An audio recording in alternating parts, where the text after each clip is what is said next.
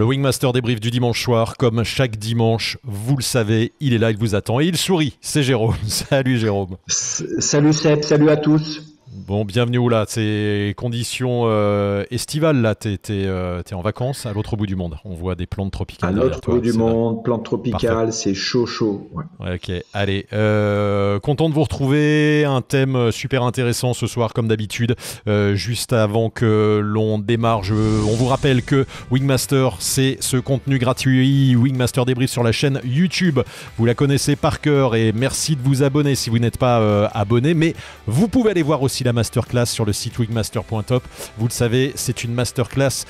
Un contenu exclusif, 24 épisodes, 14 heures de vidéo, toutes les techniques du parapente tournées pendant 2 ans avec Jérôme à La Réunion. Jérôme, tu as voulu montrer tes techniques de professionnel. C'est pas des cours de parapente. On va parler d'apprentissage ce soir. Là, c'est une nouvelle forme d'apprentissage. C'est pour ancrer des choses que l'on a pu voir avec des pros au sol, avec des moniteurs.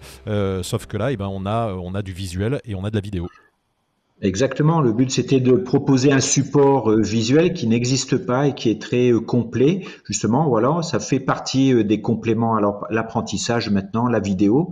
Donc voilà ce qu'on a proposé. Je partage toutes les techniques du parapente, ça va du pliage jusqu'au cross. Donc il y a de quoi ravir tout le monde en fait. Très bien. Eh bien, écoute, ne te rapproche pas plus. On a bien vu que tu étais là et que C'est la passion. C'est la passion. Tu as envie d'aller dans l'écran. Allez voir sur le site wingmaster.top. Vous avez toutes les infos. Il y a un épisode gratuit. Vous pouvez prendre des petits modules, etc. Toutes les infos, c'est vraiment indispensable. Presque 3000 abonnés maintenant à cette masterclass. N'hésitez pas. Et Jérôme, on va parler du thème ce soir avec un invité exceptionnel qui est à l'autre bout de la France. C'est Jeff Chapuis, Jean-François. Salut. Salut Bonsoir. Jeff. Salut.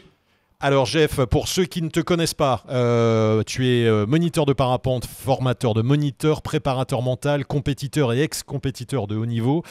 Tu as monté dans les Alpes de Haute-Provence, c'est ça si je ne m'abuse, une école un petit peu particulière et ça va être l'occasion d'en parler avec Jérôme ce soir. Hein. Tout à fait, merci à tous les deux. Effectivement, nous avons monté avec Antoine Dubois-Mercé une école de cross-country qui est destinée aussi bien à des pilotes qui souhaitent se perfectionner en cross que des pilotes aussi qui ont besoin de se perfectionner notamment sur le thermique, sur la montée en thermique, et on n'est pas obligé de se prédestiner au cross pour apprendre à monter en thermique. Et Donc donc voilà un c'est... peu les deux. Ok. Voilà l'objectif et on va en parler avec Jérôme. Vous allez pouvoir discuter parce que si on t'a fait venir et inviter ce soir, et merci d'avoir répondu à l'invitation de Jérôme, c'est que tu as une approche un petit peu différente de ce qui se fait habituellement. Jérôme, tu peux nous en parler quelques instants parce que c'est ça la thématique de ce soir, c'est vraiment une nouvelle approche de l'apprentissage. Pourquoi on parle de ça ce soir? Pourquoi c'est important de voir des nouvelles approches? Parce que là, on apprend toujours le parapente de la même façon depuis des années, c'est ça? Eh ben, c'est que voilà, après on peut dire qu'il y a des apprentissages classiques, mais là avec des nouvelles formules, nouvelles manières de voler, avec l'approche mentale, etc. Puis surtout avec les réflexions que les instructeurs peuvent avoir sur la pédagogie, sur l'approche du parapente, pour répondre aux besoins des gens, puis amener différentes manières en fait pour répondre à ça, s'adapter. C'est toujours intéressant, surtout quand il y a une nouvelle école qui se crée. C'est pour ça qu'on a souhaité inviter Jeff pour qu'il nous parle un peu de lui en cross, qu'est-ce qu'il a amené de nouveau ou de différent en fait par rapport, on va dire, à des stages classiques, quoi. Si tu peux nous parler de ça, ce que vous avez mis en place avec Antoine, ou c'est quoi votre souhait, votre approche en fait? Oui, parce que sur le site internet, alors ça s'appelle Atraversiel, hein, je l'ai mis sous ton nom, là, vous pouvez aller voir le site atraversiel.com. La proposition de formation, c'est optimiser votre ratio énergie investie versus apprentissage. Qu'est-ce que ça veut dire? Alors ça veut dire que dans la majeure partie des cas, les gens qui ont envie d'apprendre à se perfectionner en parapente n'ont pas beaucoup forcément de temps, surtout de temps, d'énergie et d'argent à consacrer. Et donc nous avons choisi avec Antoine de proposer une formule, notamment pendant les stages cross, où nous serons dans tous les cas à côté des pilotes en l'air. Donc nous avons choisi de prendre des groupes de 6 personnes et un chauffeur pour 2 moniteurs qui accompagnent les pilotes, de façon à être proche des gens et quelque part à pouvoir apporter le soutien nécessaire à chacun. Ok, ça j'allais dire, c'est assez classique ou c'est une formule un peu plus ramassée, Jérôme? On dirait que ouais, déjà qu'il y ait alors qu'il y ait un moniteur en l'air ou monitrice en l'air en cross, ça paraît c'est classique et évident. Par contre, quand il y a 2 moniteurs en l'air avec des tout petits groupes, ça permet de faire déjà une grosse cohérence du groupe et d'être, comme dit Jeff, d'être près des gens en fait, et donc qu'il n'y ait pas des gens qui sont un petit peu largués ou qui ratent leur vol et qui ait peut-être des frustrations entre les gens s'il y a des différences. À 2 moniteurs, on peut créer vraiment un groupe et emmener ce groupe à se déplacer, quoi. Donc c'est une valeur ajoutée déjà, ouais. Nombre de personnes et nombre de moniteurs en l'air, ouais. Exactement, Jérôme a bien résumé. Nous avons fait ce choix parce que on considère que les gens qui viennent en stage ont de toute façon pour tout le monde envie de profiter un maximum de leur semaine de stage et d'éviter de faire des vols moyens, des ploufs, ou de se retrouver dans la navette sans avoir fait de temps d'apprentissage, on va dire ça comme ça. Donc l'idée d'avoir 2 moniteurs en l'air permet de rationaliser tout ça au mieux pour les gens et donc leur temps investi. Et donc vous, la spécialité, ouais, c'est le cross, hein, vous êtes vraiment là-dessus, donc on va dire pour des pilotes qui sont quand même expérimentés et qui se dirigent vers du vol de longue durée, hein. Oui, c'est une offre qui est proposée aux pilotes qui font déjà du cross, qui veulent s'améliorer, qui veulent améliorer aussi leur sécurité et leur performance. Et c'est aussi pour des pilotes qui ont envie de se diriger vers le cross. Donc quand on accueille ces pilotes en stage cross, ce sont des gens normalement qui savent déjà monter.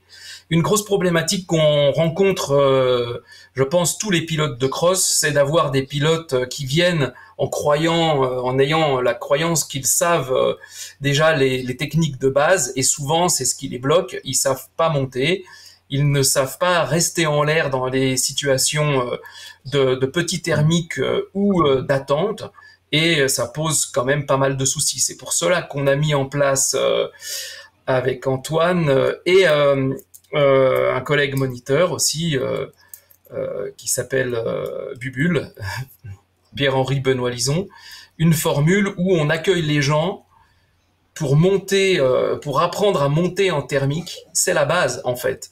Et souvent, c'est ce qui fait défaut aux pilotes et c'est ce qui crée la frustration. Donc monter en thermique, apprendre à rester, à patienter, à monter dans du tout petit thermique, faire ses gammes, et ensuite pouvoir prétendre à faire des kilomètres.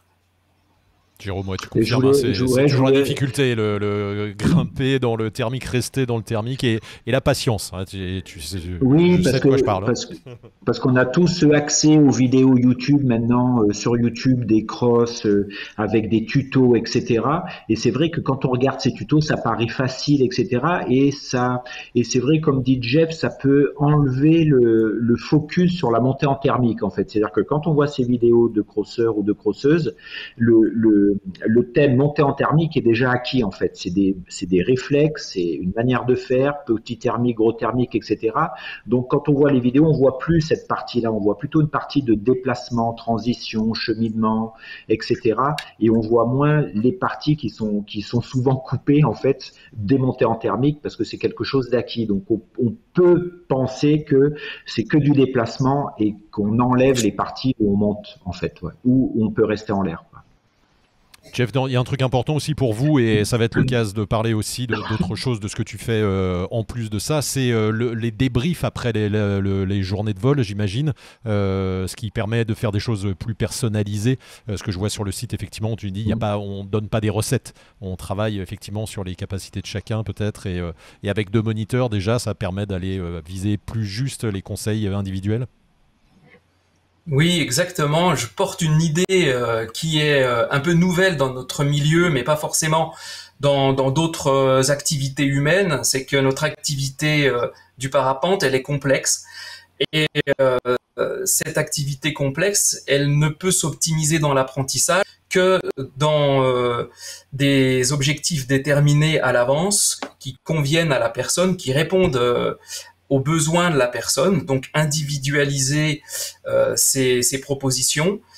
Ensuite, cette activité complexe nécessite d'apprendre en situation réelle, c'est-à-dire qu'on ne doit pas parser ou faire des morceaux d'activité pour apprendre le parapente et le cross. On ne peut l'apprendre qu'en situation réelle. Et pour optimiser cet apprentissage, pour le rendre efficient finalement, plutôt qu'optimisé, il s'agit ensuite de pratiquer le débriefing, mais le pratiquer de façon adaptée. Et pour débriefer les gens, il y a des outils. Genre, par exemple? Tu penses à quoi en disant ça? Donc les outils sont essentiellement basés sur la parole de l'autre. Dans trop de situations d'apprentissage et de débriefing, les gens qui sont les acteurs ne parlent que peu. J'ai eu l'occasion, notamment pendant les années Covid, de faire un master de recherche pendant lequel je me suis appliqué à travailler sur la thématique du débriefing. Cette thématique du débriefing me préoccupait énormément parce que j'avais dans ma formation de moniteur compris que c'était intéressant, mais je pensais, du moins j'ai surtout compris que j'avais pas les clés et qu'il manquait beaucoup de clés dans ce domaine-là pour les moniteurs. Donc je me suis attelé à la tâche. Et ce qu'il en ressort, c'est qu'effectivement, tout d'abord, pendant ce master de recherche, j'ai fait une petite recherche sur le débriefing dans le milieu, et dans la majeure partie des cas, sauf exception, les pilotes, souvent en stage, représentent, ou du moins leurs paroles ne représentent que 20% du temps de parole, alors que dans un vrai débriefing ou un débriefing efficient, ce temps de parole de l'élève devrait représenter 80%. Quand on pense que dans un stage, il y a 5, 6, 7, 8 personnes, imaginons bien diviser 20% du temps de parole en 5, 6, 7, 8, ça représente pas grand-chose.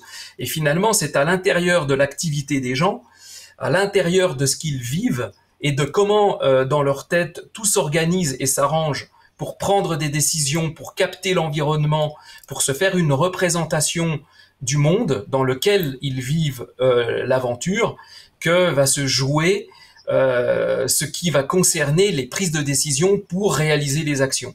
Et donc, dans les débriefings, nous nous attachons à explorer cette dimension. Hyper intéressant. Et donc, Jérôme, tu en parles souvent du débrief, et c'est vrai que tu en parles à titre individuel, de se faire des débriefs quand on a fait des vols, ce qu'on a vécu, etc. Et là, la libération de la parole a l'air hyper importante. Et effectivement, on n'a jamais cette place dans des formations, quoi.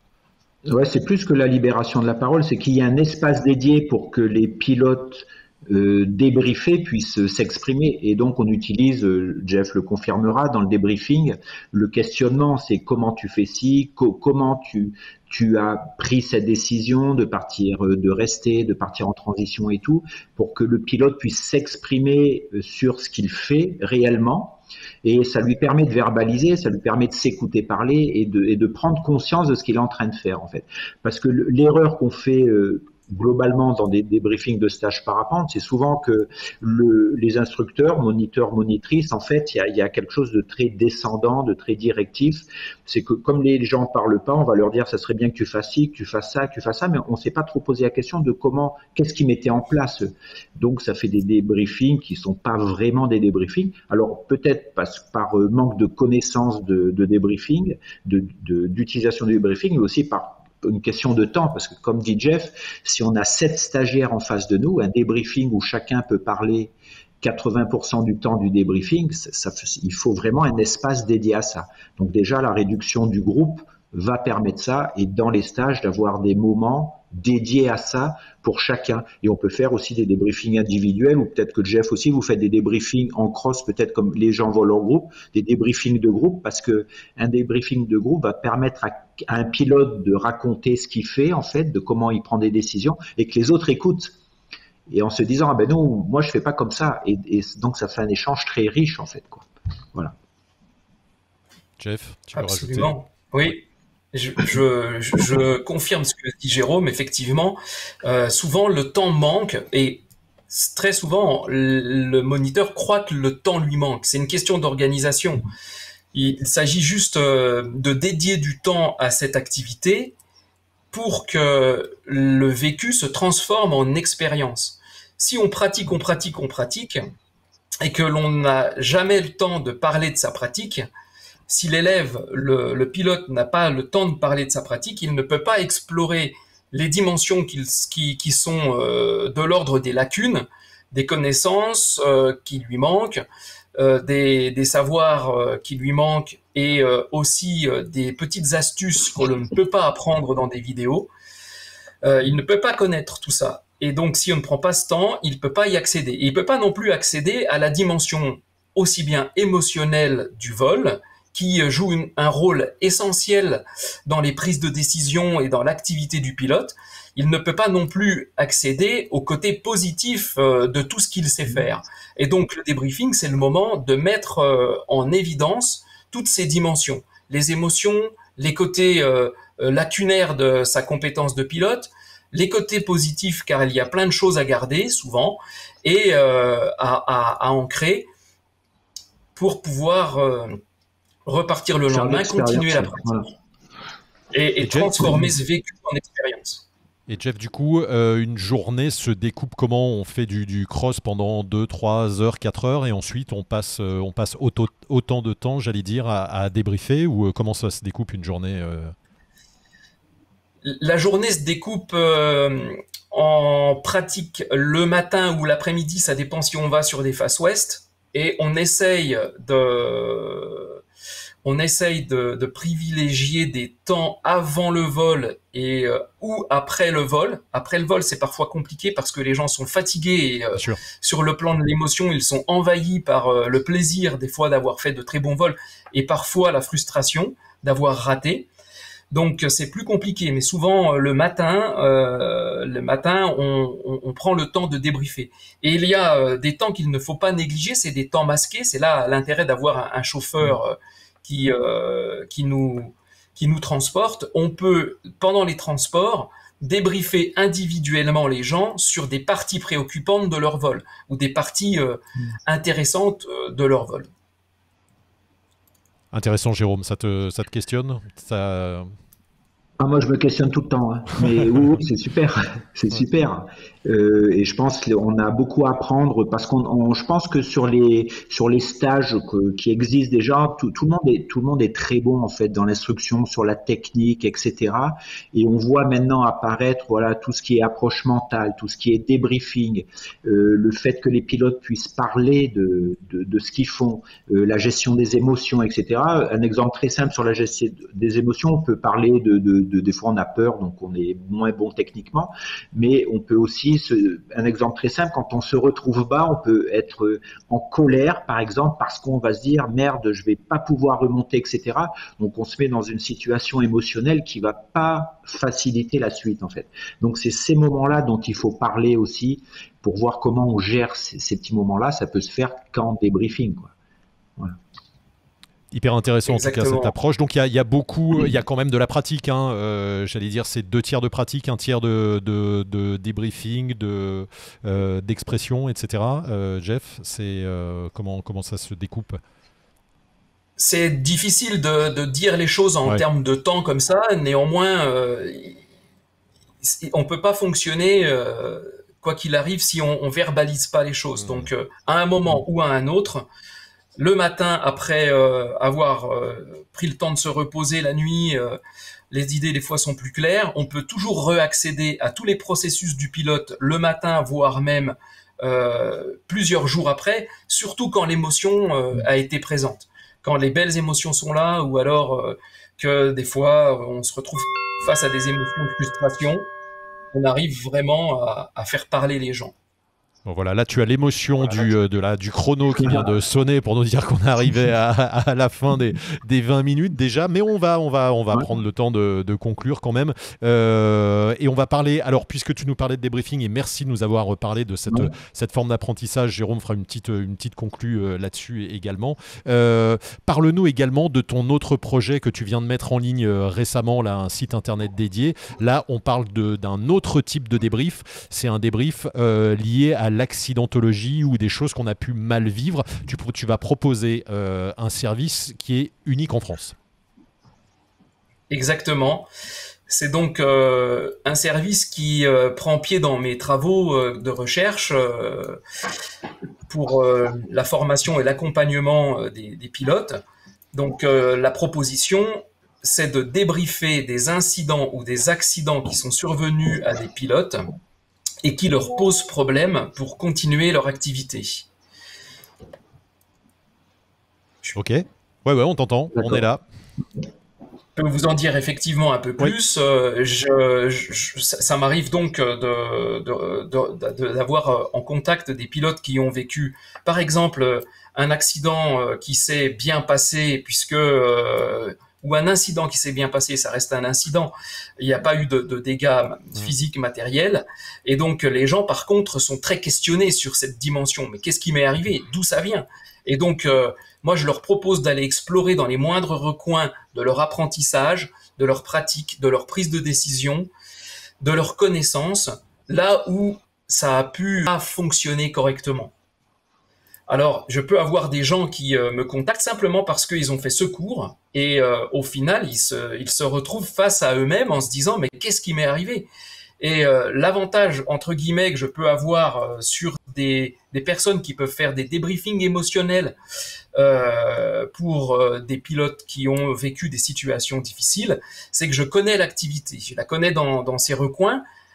J'apprendrai toujours des choses sur cette activité, j'en suis conscient. Néanmoins, toutes mes pratiques dans le milieu du vol libre m'amènent à connaître suffisamment de choses. Et donc le site, très bien. Et le site qui vient de sortir, je le ferai afficher là en dessous, c'est la lettre D, débrief-parapente.fr. Allez voir ce site, il y a toutes les infos et on peut te contacter par ce site. C'est ça l'idée, hein. Une fois qu'on a eu un incident, un accident, on prend contact avec toi via le site. Bon. Jérôme, qu'est-ce que tu penses de cette initiative ? Eh ben, très bien, c'est super. C'est-à-dire que là, on va dire que ça la formalise avec un site internet. Et ce que moi je fais, parce qu'avec Jeff, on a fait cette préparation mentale là. Et donc c'est aussi on est aussi confronté à ça sur des visios en fait, souvent contact de pilote suite à incident ou accident en fait. Et comme tu dis, Jeff, il y a un point qui revient souvent, c'est que finalement, vu de l'extérieur, les gens disent « Ah ben non, mais c'est bon, t'as rien eu, t'as pas abîmé ton matériel, tu t'es pas fait mal. » Donc, il est perçu de l'extérieur comme quoi le truc est géré, mais les pilotes peuvent être extrêmement affectés et de manière émotionnelle, ils se questionnent, etc. Il y a beaucoup de doutes sur leur activité et ces visios, en fait, ce contact avec le pilote, en fait, est aussi basé aussi beaucoup sur le questionnement pour essayer que le pilote comprenne lui-même comment il en est arrivé à là et tout, pour essayer d'ajuster un peu sa pratique, reprendre confiance, re-questionner sa motivation sur le vol. Est-ce qu'il n'y a pas des ajustements à faire pour être en lien avec sa motivation qui a peut-être évolué? On a fait un live il n'y a pas longtemps là-dessus, sur cette histoire de motivation et d'objectif. Il y a peut-être un décalage, donc le pilote peut exprimer sa pratique en fait. Voilà.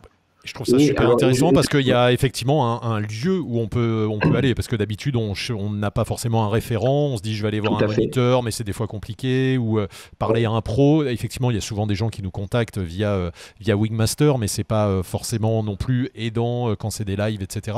Là il y a un lieu, on se dit j'ai eu un problème, je peux aller sur le site, contacter quelqu'un qui est prêt à recevoir ça, donc c'est une chouette initiative, quoi. Et je voulais rajouter un truc, c'est qu'après quand il y a eu des accidents accident ou incident, il peut y avoir des traumatismes assez importants. Et des fois, comme ni moi ni Jeff sommes psychothérapeutes, je pense qu'après on arrive dans des limites s'il y a des effets un peu pathologiques. Et des fois, j'oriente vers soit hypnothérapeute, soit psychothérapeute et tout, quand il y a des stress post-traumatiques assez importants, puisque là, moi, ça déborde de mes compétences, quoi. Voilà. Oui, quand tu as dit on est psychothérapeute, tu as voulu dire on n'est pas psychothérapeute. Oui, on n'est pas psychothérapeute. Voilà, oui, on est d'accord. Tout à fait. Jeff, un petit mot de conclusion. Il reste les gens voilà, quelques petites secondes pour conclure. En tout cas, on n'est pas formé à être compétent pour débriefer ou pour traiter le stress post-traumatique. Par contre, on peut être formé à le détecter. Donc ça, c'est un avantage pour le pilote et ça lui permet de repartir. Certains pilotes qui ne peuvent pas rester plus de 5 minutes en l'air après leur incident ou leur accident finissent, après avoir traité cette dimension, par faire des 8 heures de vol et des 250 km. En tout cas, merci à vous de m'avoir accueilli sur votre chaîne. Merci à toi, Jeff. Hyper intéressant cette approche. Allez voir sur le site atraversiel.com et pour le débrief, c'est débrief-parapente.fr. Il y aura toutes les infos dans les commentaires. On est très heureux de t'avoir reçu et puis je pense qu'on reparlera de toutes ces thématiques qui sont super intéressantes. N'hésitez pas, si vous avez des questions, vous les posez bien évidemment dans les commentaires. On les fera suivre à Jeff si ça le concerne et puis Jérôme y répondra également. Merci à tous les deux et puis Jérôme, merci, on se Jeff. dit à très vite pour la suite merci de Seb et merci à Wingmaster. Ouais, merci à tous. Passez une très bonne soirée. Bye. La prochaine fois, peut-être contenu enregistré, peut-être en live. On ne sait pas, c'est la surprise. Allez, bonne soirée. Merci à tous.